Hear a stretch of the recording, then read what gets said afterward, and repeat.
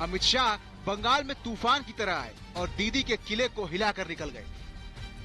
BJP के चाणक्य के बंगाल से रवाना हुए 24 घंटे से ज्यादा हो चुके थे, लेकिन दीदी की तैयारी फीकी नहीं थी। राजनीतिक हथियार में लगी जंग साफ झलक रही थी। प्रेस कॉन्फ्रेंस में ही ममता ने कह दिया कि कल फिर जवाब देने आऊंगी। आपने जो जो बात कल कहा है, हर बात के लिए मेरे पास एविडेंस है, मैं कल इसको रिप्लाई करेंगी। शाह के मंत्र से बंगाल में बीजेपी कार्यकर्ताओं का जोश हाई। बीजेपी ने बड़े बड़े दिग्गजों को बंगाल के रण में उतारने की तैयारी कर ली है। ममता के घर से निकले नेताओं को पार्टी में जोड़ने का अभियान शुरू हो चुका है। बंगाल की राजनीति पर पकड़ रखने वाले शुभेंदु अधिकारी बीजेपी का कमल थाम चुके हैं। चुनाव से पहले बीजेपी में आने के लिए नेताओं की लंबी चौड़ी लाइन लगी। बंगाल की जनता त्रस्त है और एकजुट होकर तृणमूल कांग्रेस को उखाड़ फेंकेगी।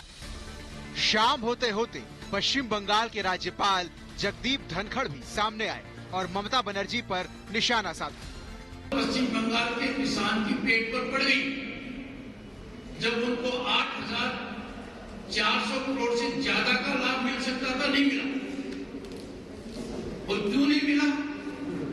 एक छोटा सा कदम उठाना था, सर्टिफिकेशन। विपक्ष को डर लग रहा है कि जो हाल पहले 2014 और फिर 2019 लोकसभा चुनाव में हुआ, कहीं बंगाल में भी न हो जाए, क्योंकि मोदी शाह की आंधी में कौन कब उड़ जाए किसी को नहीं पता। Bureau report, Republic Bharat. लेकिन टीएमसी के खेमे में खलबली तो मची हुई। बंगाल चुनाव में बार पलटवार का दौर जारी है। सीएम ममता बनर्जी के रणनीतिकार प्रशांत किशोर ने कहा है कि बंगाल चुनाव में बीजेपी दहाई का आंकड़ा बमुश्किल पार करेगी। बीजेपी ने पलटवार किया है तलखंदास में।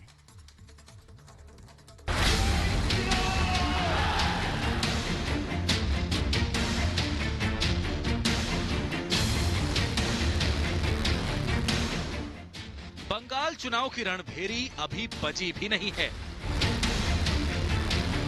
लेकिन बीजेपी और सत्ताधारी टीएमसी में जोर आजमाइश जारी है। सवाल यही कि किसका बंगाल? देश के गृह मंत्री अमित शाह का 2 दिन का बंगाल का दौरा भले ही खत्म हो गया हो, लेकिन उनके मिशन बंगाल से बंगाल में जो राजनीतिक हलचल मची है, उसकी गूंज बंगाल में अब तक सुनाई दे रही है। एक तरफ देश के गृह मंत्री और बीजेपी के चाणक्य कहे जाने वाले अमित शाह हैं, तो दूसरी तरफ ममता के रणनीतिकार प्रशांत किशोर। शाह की रणनीति को भेदने के लिए प्रशांत किशोर ने बड़ा बयान देते हुए बीजेपी खेमे में हलचल मचाने की कोशिश की है। प्रशांत किशोर ने ट्वीट करके लिखा, बंगाल चुनाव में बीजेपी की पकड़ को मीडिया के समर्थित पक्ष द्वारा बढ़ा चढ़ाकर दिखाया गया है। वास्तव में बीजेपी को दहाई का आंकड़ा पार करने में मुश्किल होगी। अगर बीजेपी इससे अच्छा करती है तो मैं ये जगह छोड़ दूंगा। पहले बिहार, फिर हैदराबाद में जीत का परचम लहरा चुकी बीजेपी का अगला मिशन बंगाल है। 200 प्लस सीटों का दावा करने वाली बीजेपी हर कीमत पर ममता के गढ़ को भेदने में जुटी हुई है। ममता का किला संभालने में जुटे प्रशांत किशोर को भी ये बात अच्छे से मालूम है। 2019 लोकसभा चुनाव में महज 2 सीटों से 18 सीटें जीतने वाली भारतीय जनता पार्टी अब बंगाल में भी पूरे जोश में दिखाई दे रही है। भारतीय जनता पार्टी के नेताओं का बंगाल का दौरा लगातार जारी है और इसी बीच भारतीय जनता पार्टी ये बात बहुत अच्छे से जानती है कि अगर बंगाल का राज सिंहासन जीतता है तो जनता का विश्वास जीतना होगा। मां, माटी, मानुष के किले को भेदने के लिए बीजेपी ने अपने तेवर तल्ख कर लिए हैं। आमार सोनार बांग्ला का झंडा बुलंद करने वाली बीजेपी और इसके बंगाल प्रभारी कैलाश विजयवर्गीय ने प्रशांत किशोर के दावे पर तीखा प्रहार किया है। विजयवर्गीय ने यह साफ कर दिया है कि पश्चिम बंगाल में बीजेपी की सरकार बनने के बाद ममता बनर्जी को एक चुनावी रणनीतिकार को खोना पड़ेगा। रणनीति के कारण पार्टी में भी जबरदस्त, पार्टी में विरोध, फाइटिंग चल रही है। बंगाल में बीजेपी के टारगेट 200 की काट तृणमूल कांग्रेस ढूंढ नहीं पा रही, जिस वजह से तृणमूल कांग्रेस की बौखलाहट बंगाल भर में साफ नजर आ रही है। तृणमूल कांग्रेस और ममता बनर्जी को अपना किला ढहता नजर आ रहा है।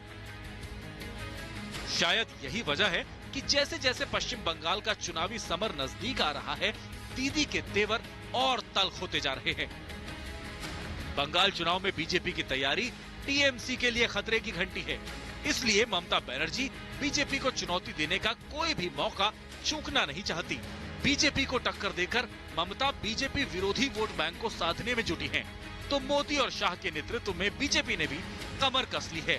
साफ संकेत इस बात के हैं कि बंगाल की लड़ाई पहले से ज्यादा दिलचस्प होने वाली है। Bureau report, Republic Bharat.